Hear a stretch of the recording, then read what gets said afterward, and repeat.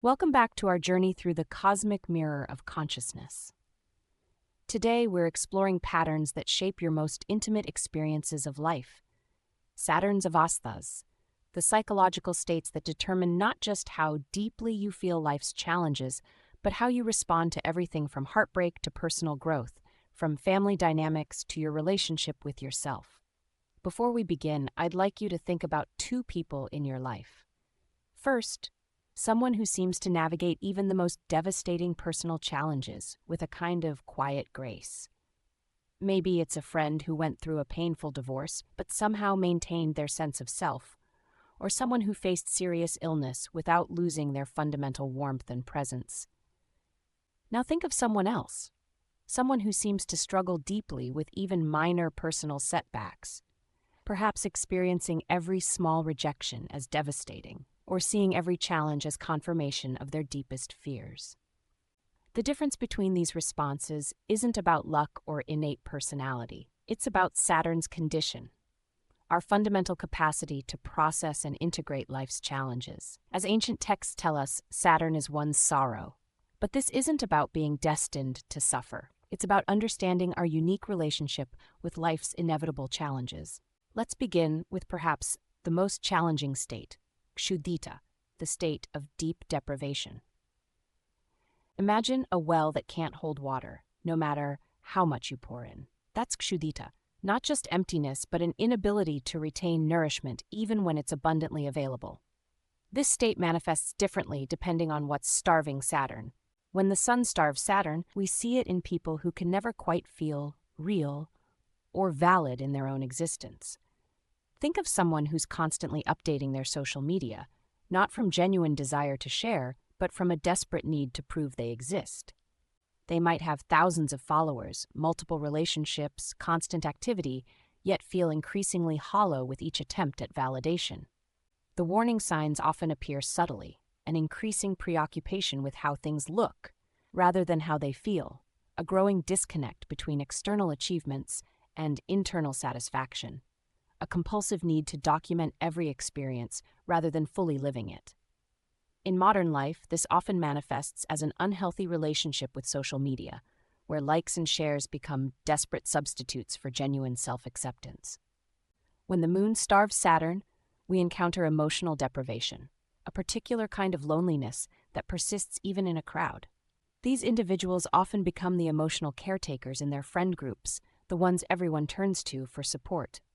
They might create elaborate networks of care, organizing support groups, always being available for others' crises, maintaining exhaustive awareness of everyone's emotional needs. Yet privately, they feel profoundly unseen and unnourished.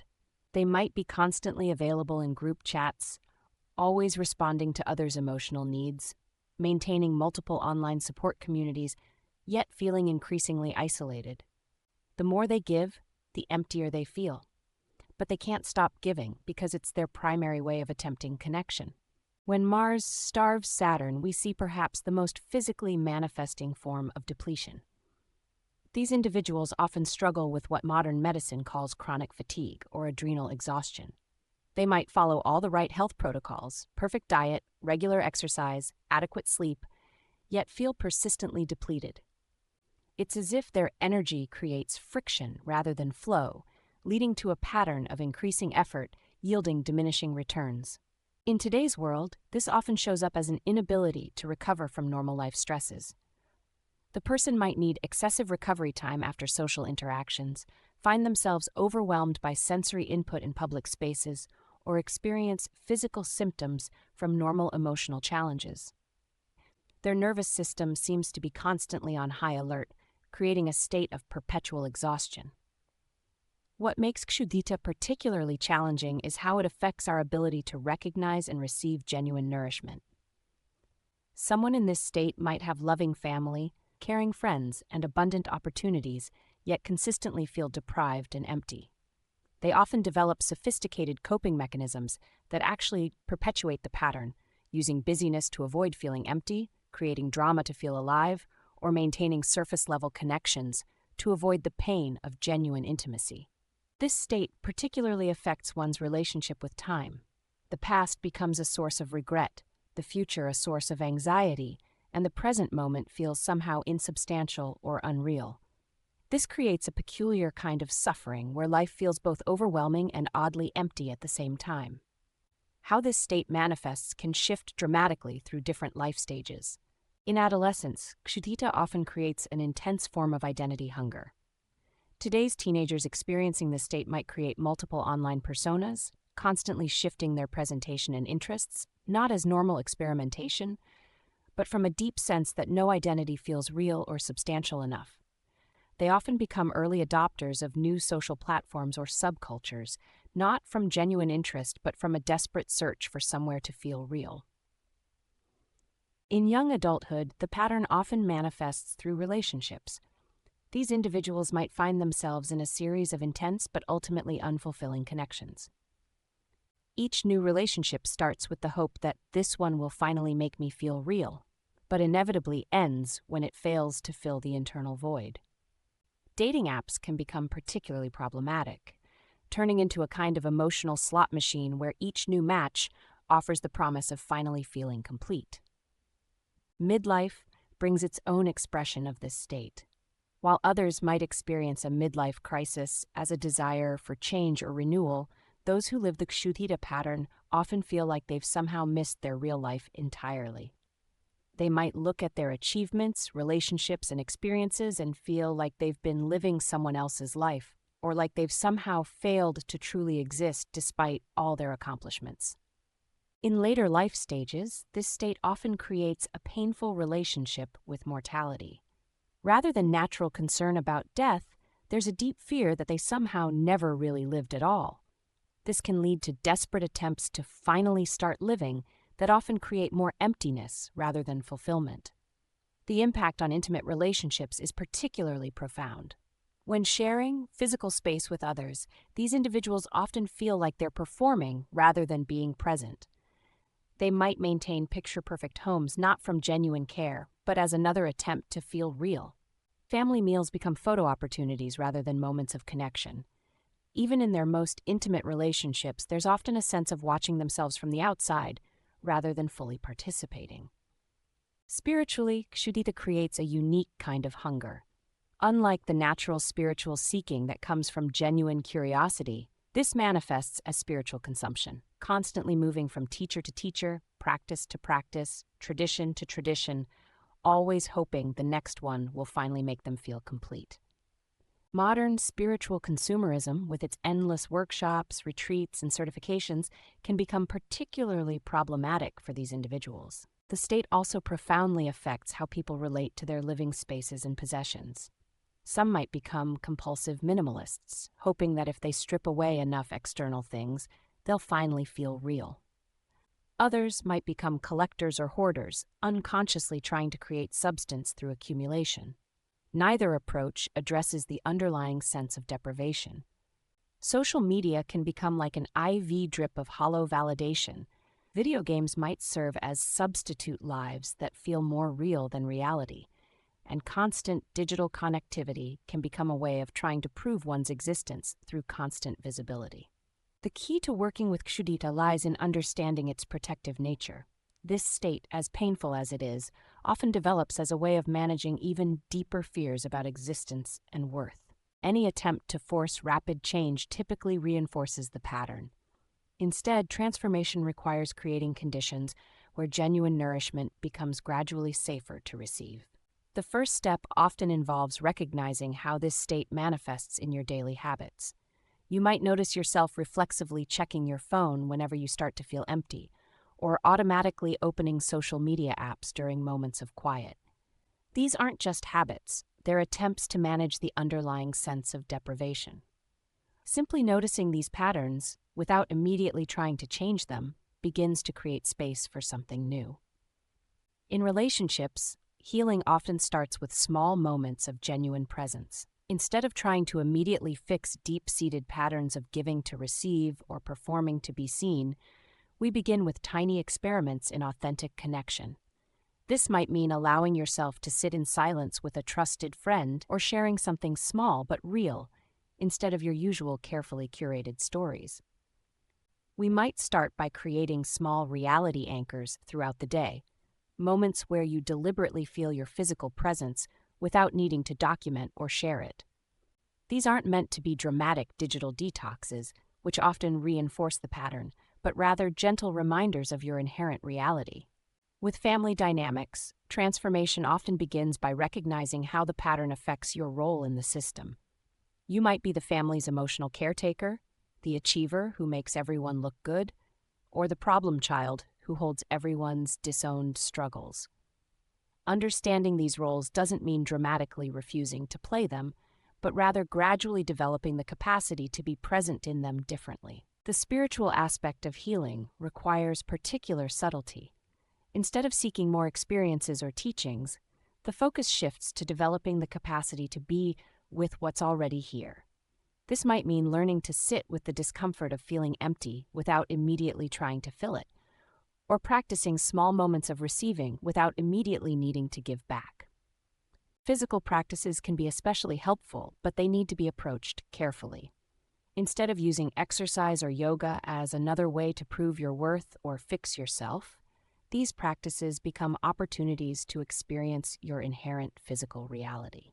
The goal isn't to achieve perfect health or ideal fitness, but to develop a more trustworthy relationship with your embodied experience. In our work together, we create a safe container for exploring these patterns. Unlike traditional therapy that might focus primarily on past causes, we work with how the pattern lives in your present experience. This involves learning to recognize your unique manifestations of Shuita, understanding its protective role in your life, and gradually developing new capacities for genuine nourishment. We might explore questions like, when do you feel most real? What small moments of genuine satisfaction do you sometimes overlook? How does the need to document or share experiences affect your ability to fully live them? These aren't just intellectual exercises, they're entry points into transforming your fundamental relationship with existence and worth.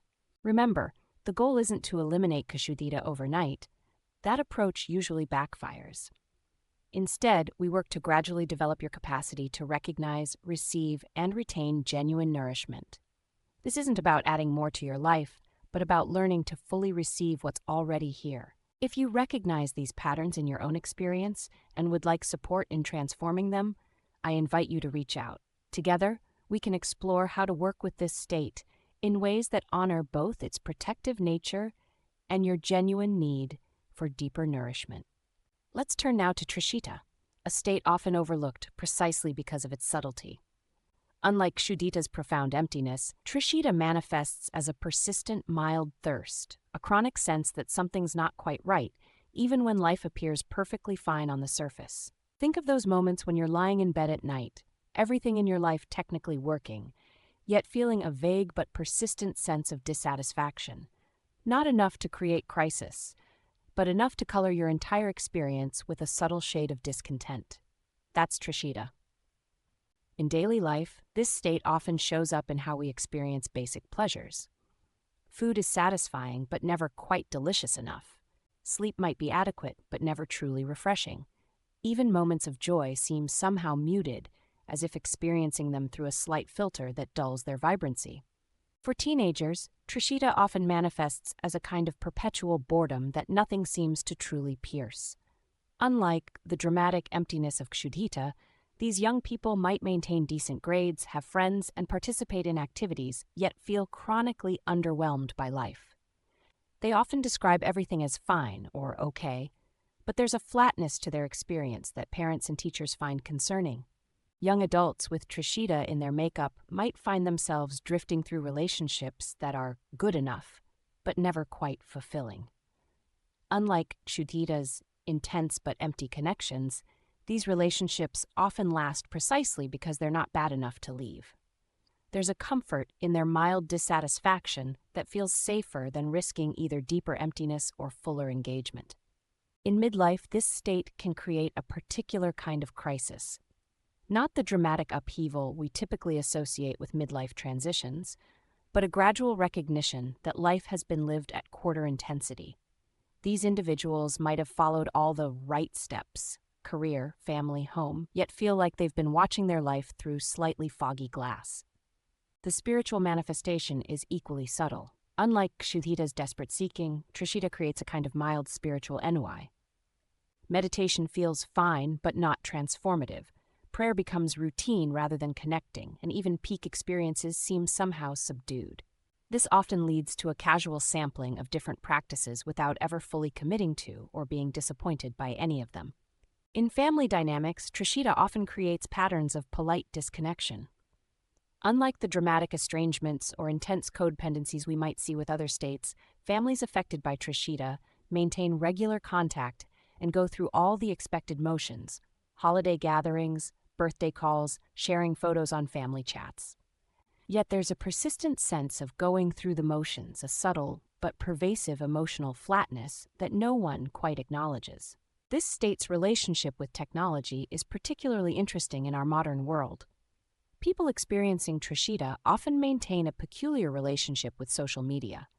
Not the compulsive checking of Kshuita, but a kind of absent-minded scrolling that never quite satisfies yet never feels problematic enough to address.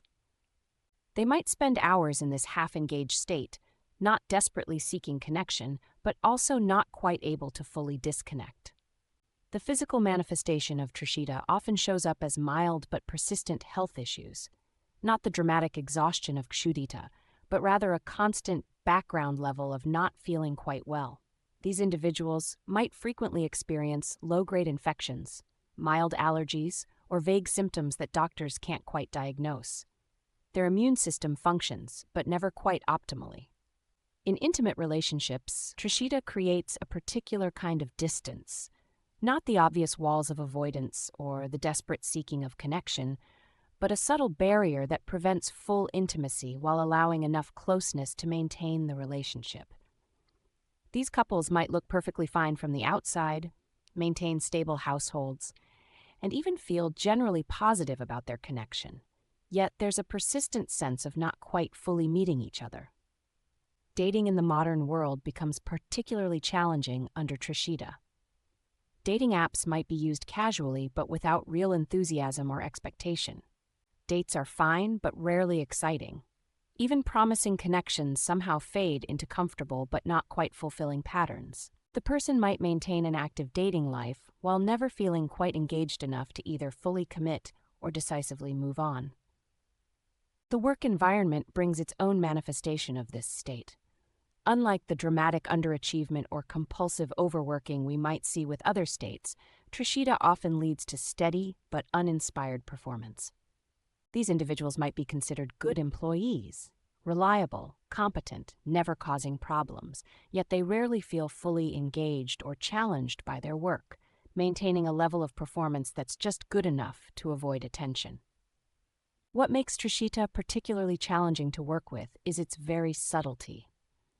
The suffering it creates isn't dramatic enough to demand immediate attention, yet its chronic nature gradually erodes life's natural vibrancy. It's like living life with the color saturation turned down just enough to mute everything without making it entirely gray. Therapeutic work with this state requires a particularly nuanced approach. Unlike Shuita's need for fundamental resource building, Trishita responds best to gentle awakening of sensation and engagement. This often starts with simply acknowledging the subtle background dissatisfaction that's become so normal it's practically invisible. Working with Trishita, we might explore practices that gradually increase your capacity for genuine pleasure and engagement. This isn't about seeking more intense experiences, but rather about developing the ability to fully receive and appreciate what's already present. Simple practices like mindful eating, conscious movement, or focused attention in conversations can help rebuild the capacity for full engagement. In our work together, we often start by creating a map of where Trishita manifests in your life. Which relationships feel slightly flat? Where do you notice yourself going through the motions? What activities that once brought joy now feel merely adequate? This mapping isn't about immediately fixing anything, but about bringing gentle awareness to patterns that have become invisible through familiarity. The transformation of Trishita often happens through what we might call micro-engagements, tiny moments of choosing to be slightly more present, slightly more involved, slightly more receptive to what life is offering. Unlike dramatic interventions or major life changes, this gradual approach allows sustainable shift without triggering resistance. The goal isn't to suddenly make everything intensely engaging or to force enthusiasm where it doesn't naturally arise.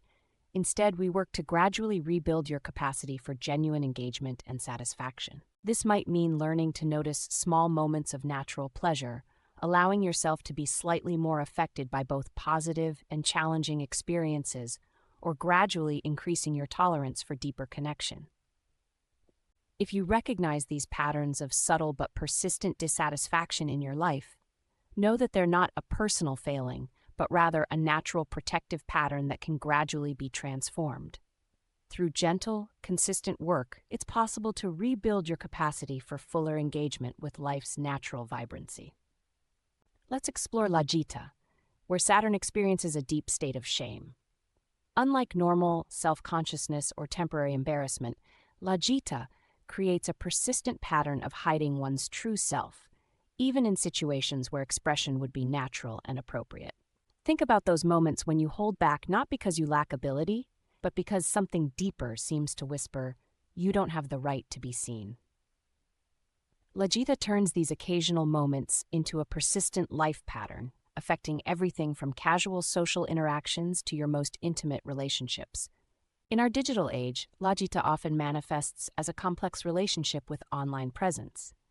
These individuals might maintain carefully curated social media profiles that reveal nothing authentic, or they might avoid digital platforms entirely, feeling that any form of visibility is somehow inappropriate. When they do post, they often experience intense anxiety afterward, sometimes deleting content shortly after sharing it. Family dynamics under Gita often create patterns of invisible presence. Unlike Trishita's polite distance, these individuals actively try to minimize their impact on family systems. They might attend gatherings, but stay on the periphery, help with preparations, but avoid being acknowledged, or support others while carefully deflecting any attention or gratitude. In romantic relationships, Gita creates a particular kind of intimacy barrier. These individuals often attract partners who initially seem to help them come out of their shell, but the pressure to maintain this expanded presence eventually becomes overwhelming. They might cycle between periods of forced openness and protective withdrawal, exhausting both themselves and their partners. The physical manifestation of Gita often appears as a kind of bodily shame that goes beyond normal self-consciousness. These individuals might maintain impeccable external appearance not from genuine self-care but as a form of armor. They often experience physical symptoms that worsen under observation, digestive issues that flare up in social situations, skin conditions that worsen when they feel exposed, or voice changes when speaking about personal matters. Moving deeper into the layers of our experience, we encounter Kobita, the state of inner agitation where different parts of ourselves seem to be in constant conflict. Unlike normal ambivalence or temporary uncertainty, Kobita creates a persistent state of internal warfare that affects every aspect of life. In daily life, Kobita manifests as an exhausting pattern of internal contradiction. You might deeply desire connection while simultaneously pushing people away, feel drawn to spiritual practice while maintaining behaviors that make it impossible, or want to express yourself creatively while sabotaging every opportunity to do so. The modern world adds particular challenges to this state. Social media becomes a battlefield where different parts of the self wage war. The part that wants to connect fighting with the part that fears exposure, the desire for expression conflicting with the need for privacy, the urge to share battling with the fear of judgment. Relationships under Kobita often become arenas where internal conflicts play out externally. Unlike Gita's consistent withdrawal or Trishita's steady distance, these relationships tend to be intensely unstable, not because of external factors, but because different aspects of the self alternately seek and reject connection. Physical manifestations of Kobita often appear as conditions where the body seems to fight itself. Autoimmune conditions are common, but even without specific diagnoses, these individuals often experience dramatic fluctuations in energy, appetite, and basic bodily functions. Their health patterns often mirror their internal conflicts, periods of vibrant well-being followed by inexplicable crashes. Family systems affected by Kobita often develop what we might call rotating roles. Unlike the fixed patterns we see with other states, these individuals might shift rapidly between different family roles, sometimes the caretaker, sometimes the rebel, sometimes the achiever, creating a sense of unpredictability that affects the entire system. The spiritual journey under Kobita becomes particularly challenging. These individuals often maintain seemingly contradictory practices, perhaps following a strict spiritual discipline while engaging in behaviors that completely oppose it, or desperately seeking enlightenment while unconsciously sabotaging every step toward it. Working with these challenging states requires understanding their fundamental nature and protective functions. Let's start with therapeutic approaches for Lita. The healing journey with Lita begins by recognizing that shame isn't just an emotion. It's a deeply ingrained survival strategy. The instinct to hide, to become invisible, developed as a way of staying safe. In our modern world, this might manifest as excessive privacy settings on social media, using anonymous accounts for any genuine expression, or maintaining such a low profile that you practically disappear from your own life. Therapeutic work with Lita requires extraordinary gentleness. Any attempt to force visibility or push through shame typically reinforces the pattern. Instead, we begin with what I call safe visibility practices. This might mean expressing yourself in completely private ways first, journaling that no one will read, recording voice notes that won't be shared, taking photos that remain private. The goal isn't sharing but developing comfort with your own authentic expression. Gradually, we might explore what I call contained visibility, sharing authentic parts of yourself in highly controlled circumstances.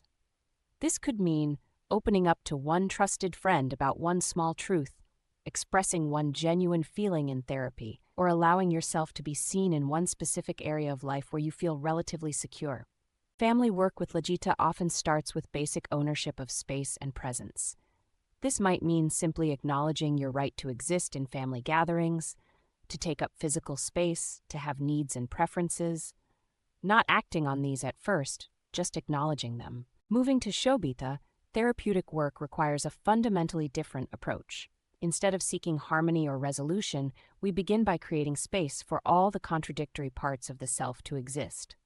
This often starts with what I call conflict mapping, identifying the different aspects of yourself that seem to be at war. Modern therapy offers valuable tools for working with these internal conflicts. Internal family systems therapy, for instance, helps us understand that these conflicting parts all have valid purposes.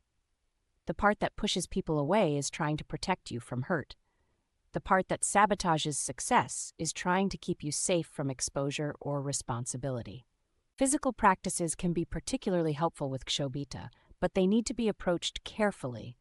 Instead of trying to force the body into harmony, we work with practices that allow different kinds of energy to coexist. This might mean allowing yourself to feel both tired and energized, both drawn to movement and needing rest. The key to transforming these states lies in understanding their intelligence. They developed for important reasons.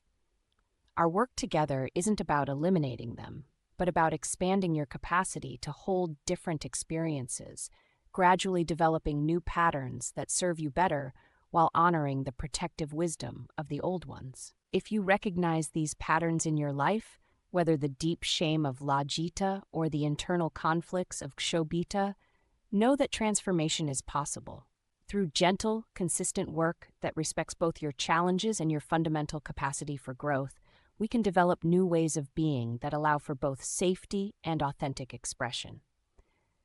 Remember, the goal isn't to become a different person, but to gradually expand your capacity to be more fully yourself. Whether this means becoming more comfortable with visibility or learning to hold your internal contradictions more skillfully, the journey is about growth rather than correction. Now, let's explore how Saturn expresses through its positive states, beginning with Mudita, the state of genuine delight. Unlike temporary happiness or circumstantial pleasure, Mudita represents a fundamental shift in how we experience limitation and challenge. It's when our very relationship with life's boundaries transforms from constraint to creative opportunity. In daily life, mudita manifests as a remarkable capacity to find richness even in limitation. Consider someone going through physical rehabilitation after an injury. While others might focus on what they can't do, a person experiencing mudita naturally discovers new ways of moving, new appreciations for simple abilities, new depths of patience and presence. The limitation becomes a doorway to deeper understanding rather than an obstacle to overcome. The digital age offers interesting opportunities to observe mudita at work. Instead of feeling overwhelmed by information overload or trapped by technology, these individuals naturally develop healthy boundaries with digital spaces. They might use social media not from compulsion or performance, but as a genuine tool for connection and creativity. Their relationship with technology becomes one of conscious choice rather than automatic reaction. In family dynamics, mudita creates what we might call bounded abundance. These individuals maintain clear personal boundaries while remaining deeply available for genuine connection. Unlike the rigid barriers of fear or the collapsed boundaries of neediness, these boundaries are both firm and permeable, like a cell membrane that knows exactly what to let in and what to keep out. The physical manifestation of mudita often appears as a kind of embodied wisdom. Rather than fighting against physical limitations or ignoring them, these individuals develop an intuitive sense of working with their body's natural rhythms. They age not with resistance, but with adaptation, their health maintained not through rigid control, but through attentive care. Intimate relationships under mudita display a fascinating quality of simultaneous independence and connection. Unlike the fusion of codependency or the distance of avoidance, these relationships maintain what we might call dynamic intimacy, a constant dance of coming together and allowing space, each movement guided by genuine attunement rather than fear or habit. The spiritual journey takes on a particular flavor with mudita. Instead of seeking dramatic experiences or collecting teachings, these individuals naturally find depth in ordinary moments. Their spirituality becomes less about achieving special states and more about discovering the sacred within limitation itself. Now let's explore Garvita, the state of balanced pride that represents Saturn's most mature expression. Unlike ego-based pride that needs constant validation, Garvita emerges from deep self-knowledge and genuine self-respect. In daily life, Garvita manifests as a kind of natural dignity that doesn't depend on external circumstances. These individuals maintain their center without rigidity, their self-respect without arrogance. They might face criticism or failure, but these experiences don't shake their fundamental sense of worth. Family systems touched by Garvita often develop what we might call dignified intimacy. These people maintain their own center while creating space for others to find theirs. They often become the quiet anchors of their family systems, providing stability without creating dependency. The physical expression of Garvita often appears as a kind of natural elegance that has nothing to do with conventional beauty or social status. These individuals age with grace, not because they fight time, but because they carry themselves with consistent dignity through all life stages. In the modern world of social media and constant comparison, Garvita creates a remarkable kind of immunity to status anxiety. These individuals might participate in digital spaces, but their self-worth doesn't fluctuate with likes or follows. They maintain authentic presence without becoming trapped in performance or validation seeking. Relationships under Garvita develop a quality of mutual respect that allows for both growth and acceptance. Unlike relationships based on need or habit, these connections naturally foster development in both parties. Partners feel simultaneously supported and free, held and independent. The path of psychological healing naturally leads us toward these positive expressions of Saturn. While we might begin our journey by understanding our challenging patterns, whether of deprivation, shame, or inner conflict, the ultimate goal is to develop Saturn's mature capacities for delight and dignity. Think of it like tending a garden. Initially, we might need to focus on removing weeds or improving poor soil conditions, but our real aim isn't just to fix problems. It's to create conditions where natural growth and beauty can flourish. Similarly, in psychological healing, while we address our challenges with compassion and understanding, we're always oriented toward developing Saturn's gifts of graceful limitation and authentic self-respect. When working with these positive states, our role becomes less about fixing what's wrong and more about cultivating what's right. We learn to recognize moments when we naturally work well with limitations, when we feel genuine pride without effort, when our boundaries create safety rather than isolation. These moments, however brief, become seeds we can nurture and grow. The development of these positive states isn't about forcing change, but about allowing our natural capacity for maturity and wisdom to emerge.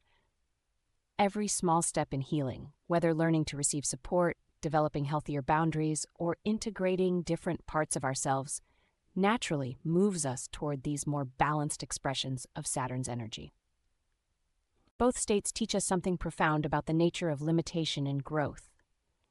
Working towards Mudita, we learn that constraints can be doorways to creativity rather than obstacles to overcome. Through Garvita, we discover that true pride doesn't need to be earned or proven. It emerges naturally from self-knowledge and self-respect. If you recognize glimpses of these states in your life, our work together can help develop and stabilize them. Through careful attention and gentle cultivation, these moments of natural delight and quiet dignity can become more consistent features of your experience rather than occasional visitors.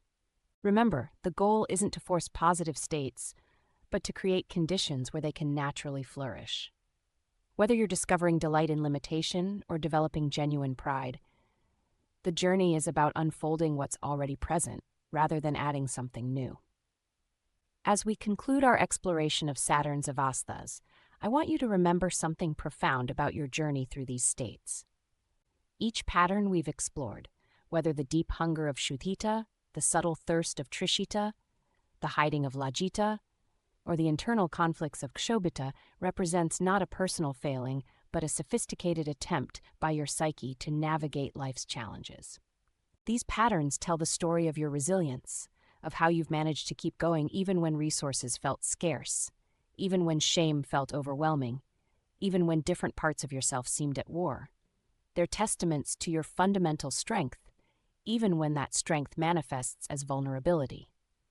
And those moments of Mudita and Garvita you've experienced, perhaps fleetingly, the times when limitations somehow transformed into opportunities, when you felt a quiet sense of pride despite challenges, these aren't anomalies. They're glimpses of your natural state, like sun breaks through clouds, showing you what's possible. The journey from suffering to strength isn't about becoming someone different. It's about gradually expanding your capacity to be more fully yourself. Each small step toward greater trust in life, each tiny moment of allowing yourself to be seen, each instance of holding your conflicts with more gentleness.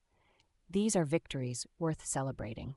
Remember, transformation doesn't happen through force or speed. Like a flower opening to the sun, it unfolds in its own time, requiring only our patient attention and tender care. You don't need to rush this process or compare your journey to others. Your path is uniquely yours, and it's unfolding exactly as it needs to. As you continue on your journey, know that you're not alone. Whether you choose to work with professional support or navigate these patterns independently, your very engagement with this understanding is already a step toward greater freedom and authenticity. Until our next exploration of the cosmic mirror, stay gentle with your process, curious about your patterns, and open to the possibility that even your greatest challenges might be doorways to unexpected grace. Please reach out if you feel I can help you. Thank you for watching. This is Ayla, signing off.